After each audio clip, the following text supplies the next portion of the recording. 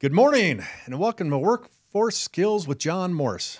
Another beautiful day out here in Phoenix, Arizona. I can feel the temperatures getting a little cooler in the morning. Not much, but it was 79 degrees when I left the house. That's a little cooler for us, so I do enjoy that. Had a great weekend, bought a new smoker, smoked a 16-pound brisket on a grill.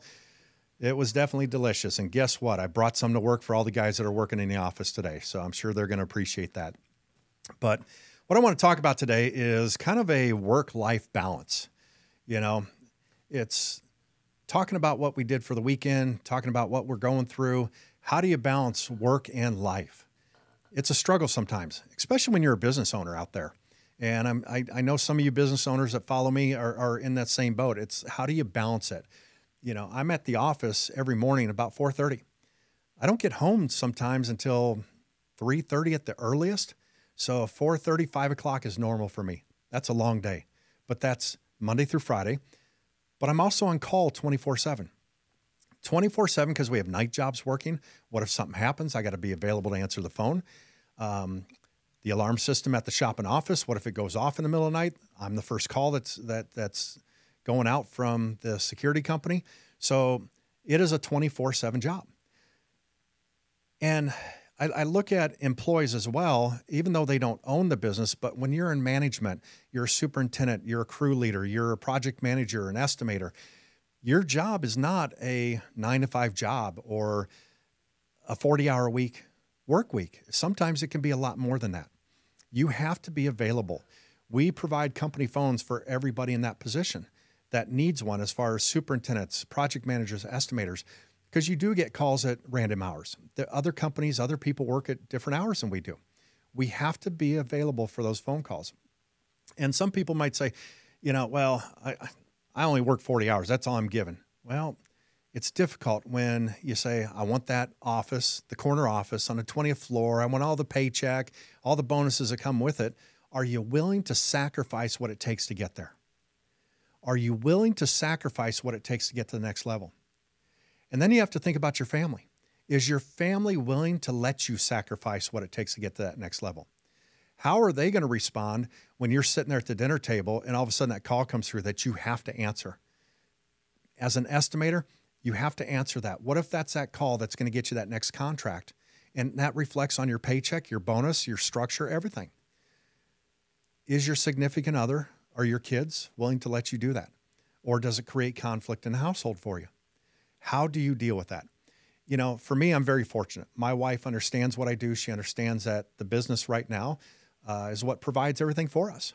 She has to be there. Right now, we let our office manager go a couple weeks ago, and my wife is working in the office and helping us fill in and take care of a lot of the stuff in the workplace. Today, Monday, she's working on payroll from last week. So everybody gets a paycheck this week on Friday. We do what we have to make the business run. We do what we have to provide for us what we want and our needs. So how does someone deal with a situation when you have a spouse or significant other that is frustrated with you, upset with you? Oh, there you go, answering the phone again. You're not here for me. How do you deal with that? You have to look at what you want out of life. And you have to make sure that your values and your wants and needs align with your partner and with your family. And if they don't understand it, you have to explain it to them. You know, we're a small business. Well, let me take that back. We're a growing business. You know, we started as a small business. Now we're just growing. We just keep getting bigger and bigger. But we're a family business, and we try to keep it as a family business no matter how big we get. And in doing that, we make sure that everybody there and their spouses are welcome in the office. They can come check out the place. If there's company functions, like if we have a Christmas party, we make sure everybody can bring their family. That's what we do. We want them to see what we're about and what we offer to their families and what value we bring to their life. So what does your family think about all the hours you put in? What do they think about the work that you put in? I will do whatever it takes to keep this business afloat. If I've got to work 100 hours a week, guess what? I'm working 100 hours a week. I do what I have to do because it needs to be done. And there's more people relying on me, not just me. It's not just a paycheck for me. I've got many, many employees that need a paycheck every Friday. So I have to make sure that happens. I've got to make sure everything's in place and everything's running smooth for that to happen. If I do not, and they don't get a paycheck, they're not going to show up for work the next day. Guaranteed. Come Friday, we do direct deposit. If that money's not in the bank, guess what? Saturday morning, I'm getting phone calls. There's an issue. Actually, it'd probably be Friday morning because our payroll goes in on Thursday night. So their money's available Friday morning as soon as they wake up. How would all my employees react if that didn't happen?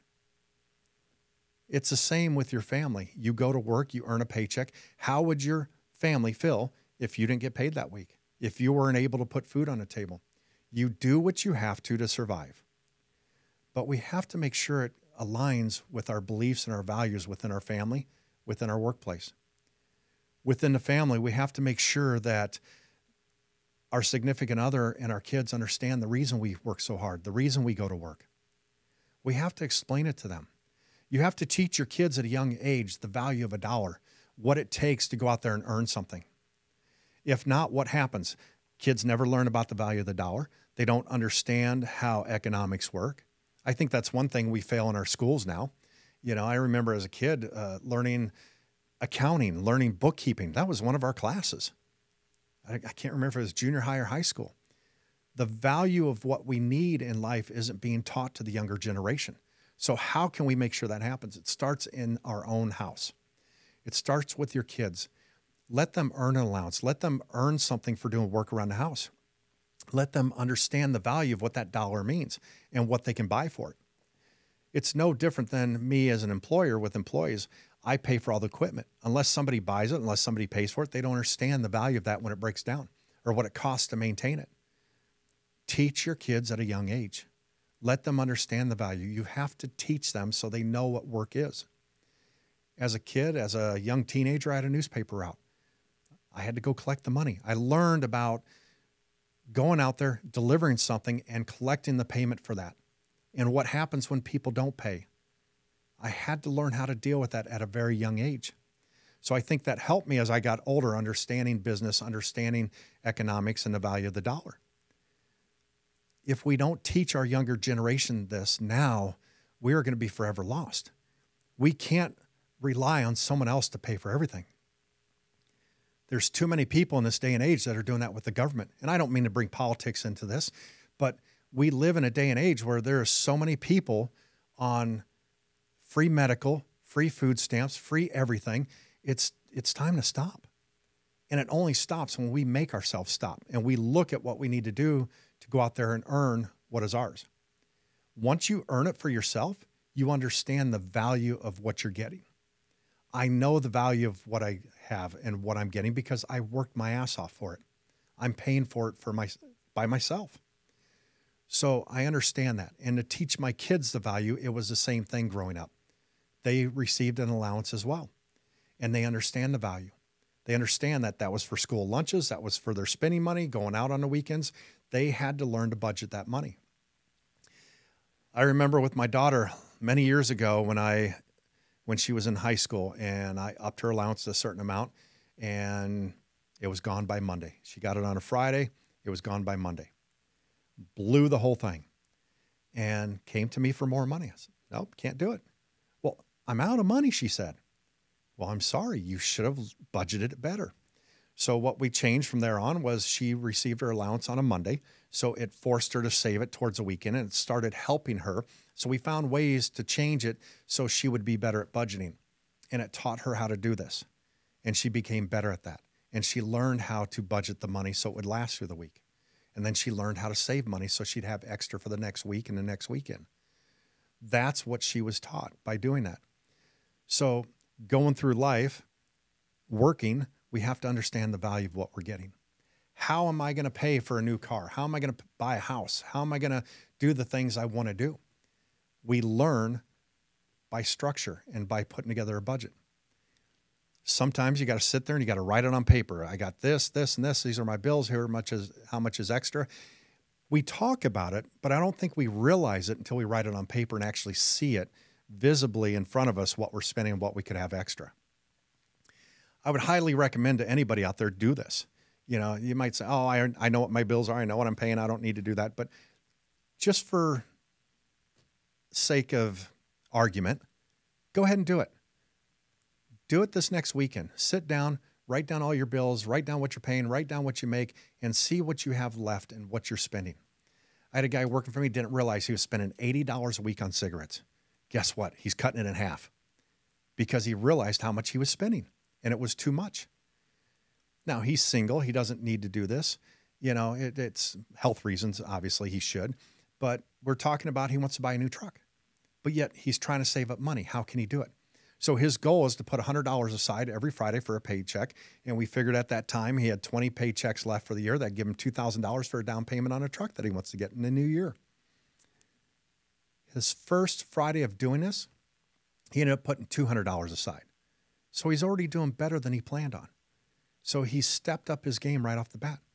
And he understands the value of what he's doing. And he's looking at this completely differently now by just sitting down and writing the budget down. And we can do that as business owners too. I have to do that with the business. I have to write a budget. When do I buy the next vehicle? When do I buy the next spray machine for painting? We have to look at all these different aspects and have a budget in place. I look at my numbers every single day. I look at my PNLs 3 times a week for the month. And once a week, I look at my P&Ls for the year to date. I'm constantly looking at these so I know where my money is, know where the numbers are, so I'm profitable. And I understand the value of what I'm doing because I want to grow the business. I want to implement a bonus structure coming January 1st for all our employees that are in higher up positions. That is something we have to structure. So I want them to see the value of the company doing better. The structure we're implementing for our employees is starting with our driver and warehouse 2 employees. They have an opportunity to earn a bonus at the end of each month, depending on how much they checked in and check out, and there's nothing missing out of the warehouse. They get graded on the cleanliness of the warehouse. They get graded on their truck. There's a 10-point grading system for that. You know, our project managers, they're going to be graded on the hours on a job. Were they able to keep all the jobs under the amount of man hours that we had scheduled? If they do, they get a bonus for that. So we're putting things in place. Our project managers can earn up to an extra $2,000 a month just on bonuses. Superintendents up to $1,500. Crew leaders, we're looking at, I think, $1,000 or $1,200. Each person in this company can earn more money depending on how well we do as a company. Why not share the profits with the employees? I want them to see the value of what this is and understand the value of working hard. If you're just receiving a paycheck every week and it's the same thing every week, how do you realize the value? So I'm trying to implement something else to create that value for them so they see the value of working for a bigger company, the value of working for a growing company. But we have to make sure our family's aligned with what we're doing. I know what I need to do at work, but I also have to know what I have to do at home. I had a honey-do list this weekend. I had a lot of stuff to do. I kind of put it off. The last weekend, I just did nothing. I vegged out all weekend, the previous weekend, and I needed that. And my wife understood that, but we knew the next weekend I was going to have to do a lot of work. I didn't get everything done. I'm going to try and get more done this week before my brother comes out next weekend to visit, see the new house. But I have to know when to be there and when not to be there. My wife needs to understand when I need to be there for the business and when I need to be there for her and our household and our personal life. In order to enjoy the things that we have and the nice things we have in the house and the vacations and our vehicles, I have to work hard. I want to have more. I have to be in beast mode every day and I have to grind. And I want that. I want a better lifestyle for myself, for my wife, and I want to be able to pass on something more to my kid and my grandson. And I want to leave a business in place that can continue even if I'm not here down the road. That there's such structure in it that it doesn't rely on just me. There's so many business owners out there, small business owners, that their company is based just on them. They are the estimator, the superintendent, the bookkeeper. They do everything. As we grew each position, I created a position that I would not have to do. I can do every single position in the company, but I created a structure to where every person can do a job and the company continues. In each position, there's multiple people that can do that same position. So if someone fails or doesn't show up, there's somebody else to step right in and take place, and the business doesn't falter, it doesn't fall apart. So creating a structure, I've created more value in the business. The value of the business to me is only worth what it is to me, bringing in a paycheck every week, paying for more vehicles, adding more employees, being able to sit here and do a podcast and talk to you guys. That's what the value is to me. And it gives me that lifestyle that I want. What kind of lifestyle do you want? Are you willing to grind? Are you willing to work to get to it? Nothing in life is free. Coming to work for me, there's guys that go through our vocational program. It's not a handout, it's a hand up. You got to be willing to work. You got to be willing to try and grind and push forward. And the guys that don't make it with us or move on and go somewhere else, they do it for their own reasons. You know, there's certain people out there that have come and gone in our company, and half the time I can't remember their names because we have a certain amount of a revolving door. The ones that are there, the ones that are right in front of me, willing to do it, willing to grind, willing to work, those are the ones I'm going to help. I can't help those that don't want to help themselves. And it's interesting, some of these guys that come off the streets or out of drug rehabs or out of incarceration that come to work for us, and they have this successful life and they're doing so well. And 2 years in, all of a sudden that success is too much for them and they crash and burn. Now all of a sudden they're not working for us anymore. And there's hate for our company. There's hate towards our employees. I can't help them with that. They need to go figure out life on their own. And that's okay. I wish them the best, every single one of them. But the ones that are here, I'm going to guide them. I'm going to teach them to understand the value and what it takes to have more. It's time to stop milking off the government. It's time to stop expecting everything given to you. Learn the value of what you're doing. If you think you're worth more money than what you're getting an hour, work harder. Figure out the value of what you're doing. There's so many guys that leave us because they think the grass is greener on the other side. Just water the grass on your own side of the fence and watch it grow. You will see the value right there of what you're doing. It's there. It's for the taking. But you got to want it. You got to strive for something more. And yeah, there's going to be tough days. There's days, man, I want to quit. I can't. You just have to keep going. You have to keep moving forward. You cannot stop. We all want more out of life, then do something to get more. You can't just rub the lamp and a genie pops out and answers your 3 wishes. It doesn't work that way. You have to grind. You have to be in beast mode, and you have to stay hungry every day for more, or it doesn't happen. Nobody's going to do it for you except for you. No one's going to give you anything. And if you're out there, you're one of the guys and girls that's out there and you're getting passed by promotions or other people are getting raises, stop and look at what they're doing and think, what do I need to do differently to move ahead? What can I change in my mindset? What is my mindset for the week? My mindset for the week is going to determine the outcome of my week. So how do I want my week to turn out?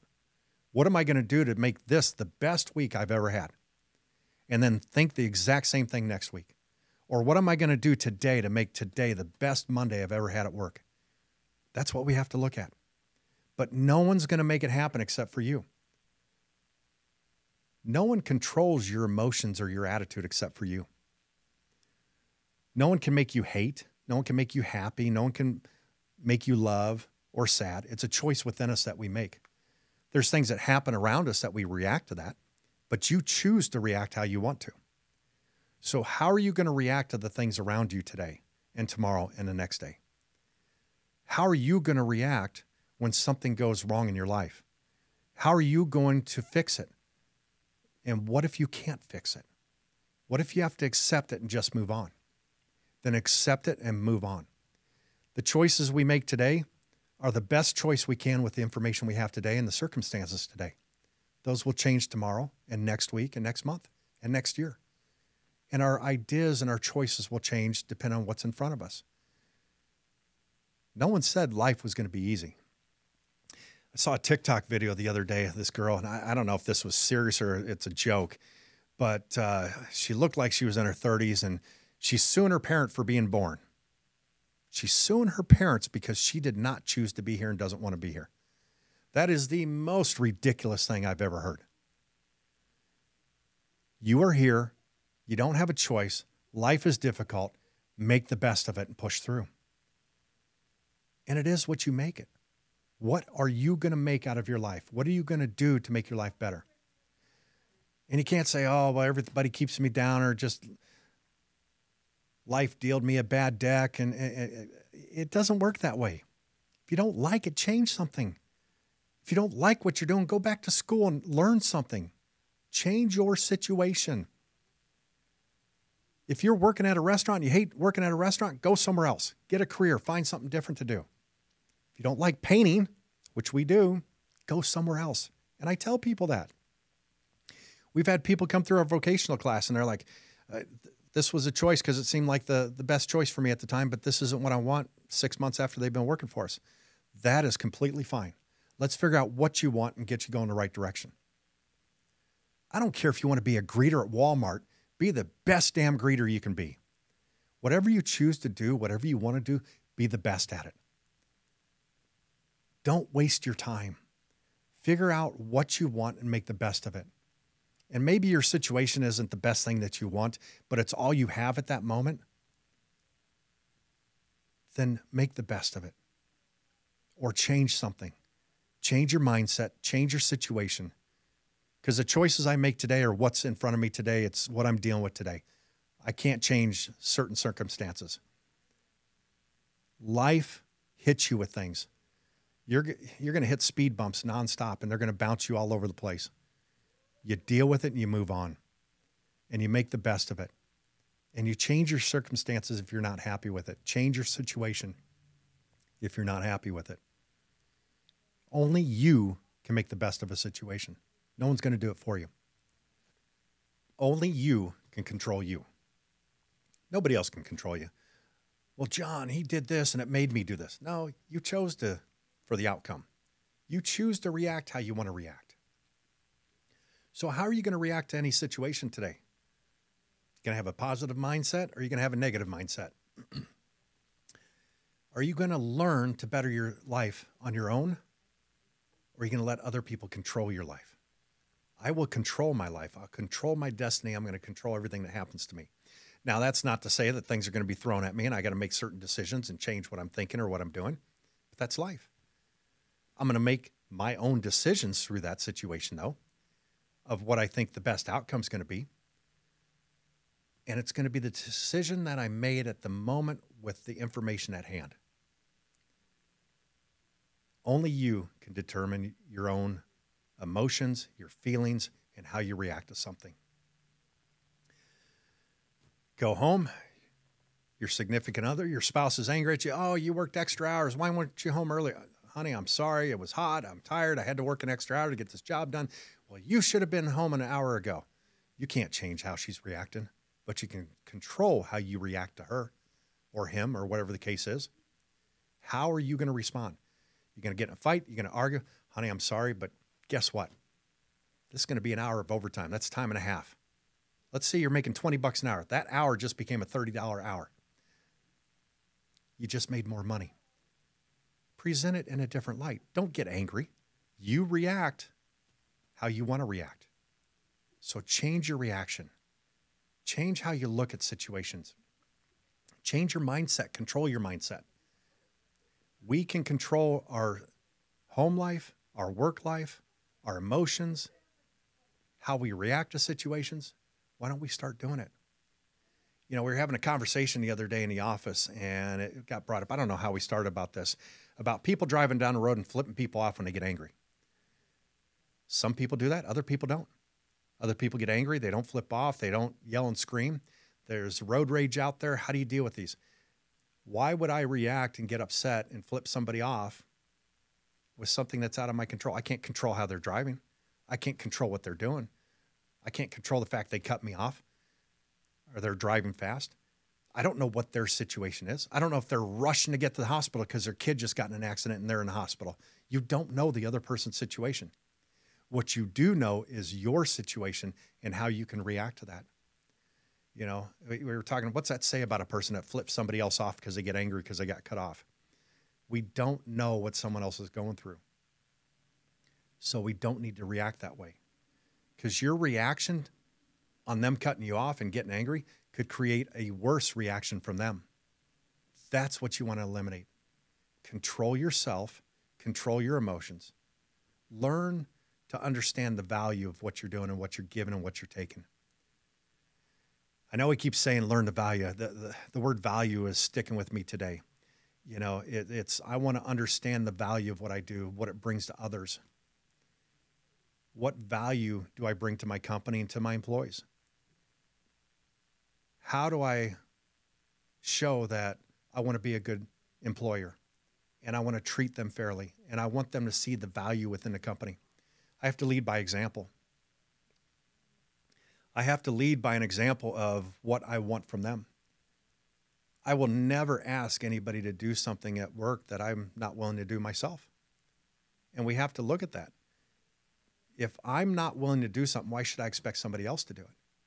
So you have to make sure that you show the value of what you're doing, you show the work ethic, you show them what you're capable of, and they will respond like-minded. You know, it's how do you get people to follow you as a leader? I have to show and prove myself to my employees that I'm a good leader first before they'll let me lead them. I have to show them my vision of what I'm doing with the company to let them understand it. But if I'm not a good leader, if I can't show value in what I'm presenting in that vision of the growth of the company, what we're doing, they're not going to follow me. To be a good leader, to have a good vision that you want people to follow, you have to prove to them first. I have to show them what they're going to get out of this.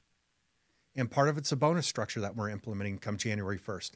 That's going to show the value. We're already talking about it in the office.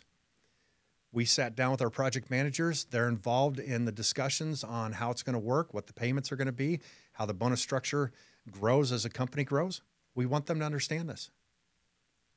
Now, it's going to take money from the profits of the company, but that's okay because I see the value of what it's going to return. The profits are going to get higher by doing this. And everybody's going to be in tune. And in turn, we are going to lose less product being checked in and out of the warehouse. Our jobs are going to become more profitable. They're going to be done within the hours that are allotted. Everything is going to change. And everybody's structure in their bonus coincides with the next person's structure in their bonus. Everybody has to be working together for everybody to earn their bonus.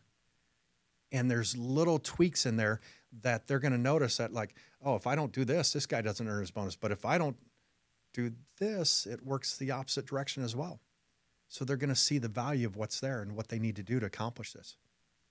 That's what we're creating. We're creating a company to where as the profits grow, the employees get a piece of it. And we're just a commercial painting company. And you might say, nobody does that out there. I'm sure there is. There's companies that do it. Do they do that in the construction industry? I don't know. I don't know if I'm the first or if it's been done before. If somebody out there has heard of this, please let me know. I'd be willing to bounce some ideas off of other people out there that have tried this before or succeeded or haven't succeeded.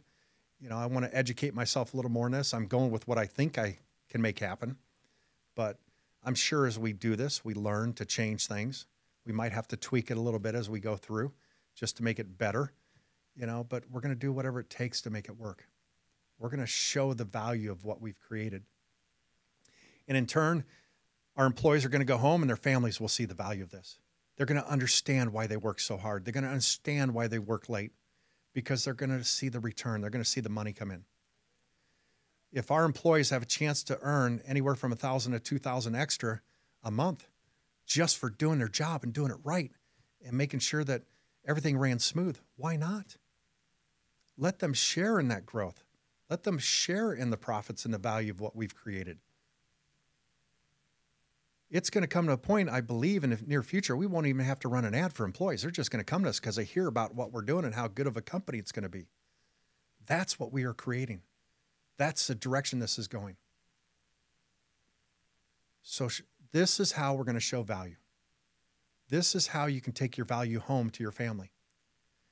It's tough when you work as many hours as we do sometimes. And construction's tough in itself. Working outside, you know, a lot of the jobs we work on, it's new construction. There's no windows, there's no AC, there's no electric. It's hot out. Even today, I think our high temperature is going to be about 101, 102. It's still hot out there. It's difficult to work out there. And if you're a stay-home person that has somebody working in your family that is the provider for your home, understand what they go through every day. And maybe one of these days I should have my wife on here and we should talk together and share with you guys how we do this and understanding the value as a spouse or a significant other of someone who does work so hard. You have to understand what they go through and respect that. And when your significant other comes home after working 8 to 10 hours a day out in the heat, and we've had a couple of 110, 112 degrees days this summer, and they come home and they're beat and they're worn out, that is not the time to start an argument or question what they're doing or, oh, you worked 2 extra hours, you needed to be home, and I had to pick up the kids. Talk about these situations. If there's a problem, don't talk about it in the heat of the moment. Wait till dinner's over. Wait till everybody's calmed down. You're sitting on a sofa, you're vegging out watching something on TV, and then have that conversation. Pick the right time. It's called reading a room. You know, read the room and understand when the right time to bring something up, when to joke, when to not. We deal with that in the office all the time. You know, someone walks in and starts cracking jokes, not understand that we're in the middle of a serious situation. Learn to read the room. Learn to read your significant other of what they're dealing with and what they're going through. We have to focus on that. It's having a good marriage, having a good relationship, no different than having a good work space or a good job at the office where you're dealing with other people.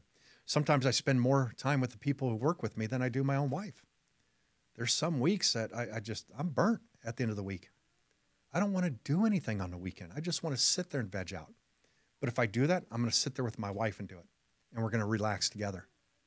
And we're going to do something together because that's her time. That's the time that I'm going to spend with her.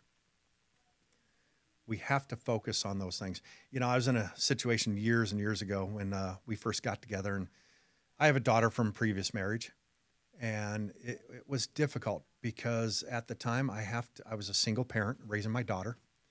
I had to give time to my daughter, but at the same time build a new relationship and have my wife understand what I'm going through. And my wife right now never had kids. And so she became an instant mother to my daughter and helped raise her at a young age, teenage age. That was difficult. So we had to learn together how to deal with this and how to raise a teenage daughter. You know, it was very difficult. There were times that, you know, you want to give up, but you just can't. You can't give up on your kids. And I'm sure to this day there's things that I've done that I should have done differently, but I didn't receive a handbook on how to raise a teenage daughter. After going through a divorce, after losing another son to cancer, and, you know, being in a new relationship, it was very difficult. It was trial and error. It's how you do it. And I learned by trial and error, and I've improved every single day on this. And I've bettered myself every day. I'm a better person today because of all the struggles, all the pain, all the suffering, every difficulty thing in my life that I've been through has created me to be the person I am today. Now, it's interesting. We say, oh, man, if I could go back and change this, you can't. I appreciate every life lesson that I've learned to get to where I'm at today. It's made me the person I am today. It's made me better than what I could have ever thought I could be at this point in my life. And to get to where I'm at, to be here right now in this moment, talking to you guys, I'm proud to say that I've built a company that's successful. I have a great marriage. I have a great daughter, a great grandson that I love dearly. I love my work family and my personal family. I love the people around me that I'm able to bring close to me. And they see the value of the hard work that I've brought to them. They understand why I do what I do every day. And as I grow and the wealth grows and my lifestyle changes, they're on this journey and this path with me. They get to reap the benefits and the rewards by my side.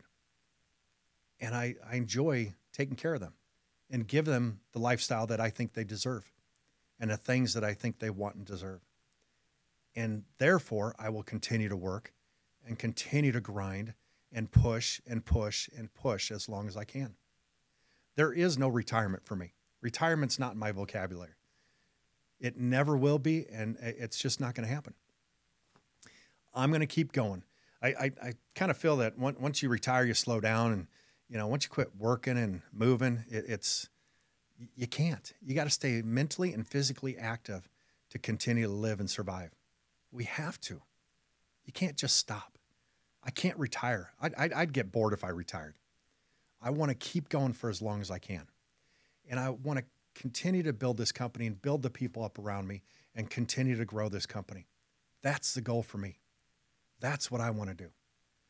We're not just a small company, we're a growing company. It started in my garage and it was just Phoenix. Now it's the whole state of Arizona. In 5 years from now, we plan on branching out and going to another state. That's our goal. And then we take on another state and another state to eventually become one of the largest paint contractors in the United States. That's my goal.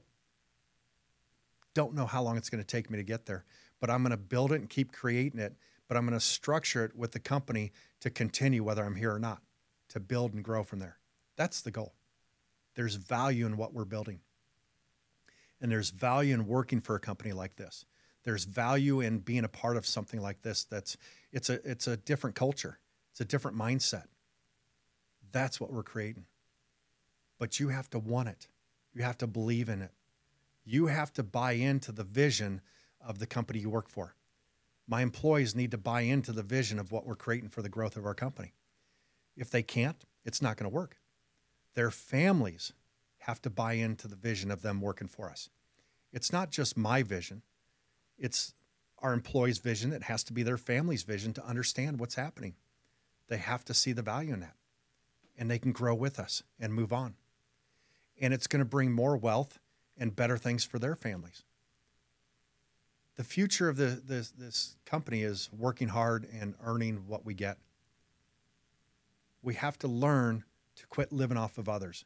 You have to learn to quit living off the government. You have to learn how to provide for yourself. No one is going to tell me where I can eat, what food I can eat, or what health care insurance I have to have, or where I'm going to live, or what vehicle I'm going to drive. I'm going to determine that on my own. And if I want something more, I'm going to work harder to get it. That's just what has to happen. What are you willing to sacrifice? What are you willing to do to better your life, to better your family's life? What are you going to do different this week than you did last week? And next month than you did last month? To provide for your family, to get out there and work, to make more money, to get to that next position, to do what it takes to make more and make a better life for yourself. You got to work. Got to make money. That's how the world goes round. I heard once, and I probably said this before, someone said that money doesn't buy happiness. No, it doesn't. But it gives you the opportunity to do things that make you happy. It gives you the opportunity to buy your kids presents, to provide a better life for your family. It provides you the things that you need to survive in life. That's what we have to focus on. So if I leave you with anything today, I'm going to recommend focus on looking for value in the things around you. And don't let anybody control your emotions or your feelings. You react how you want to react. You choose to react how you want to react to a situation. So what are you going to do different moving forward? What are you going to do better than you did the day before? Once again, guys, thanks for joining me. Stay hungry.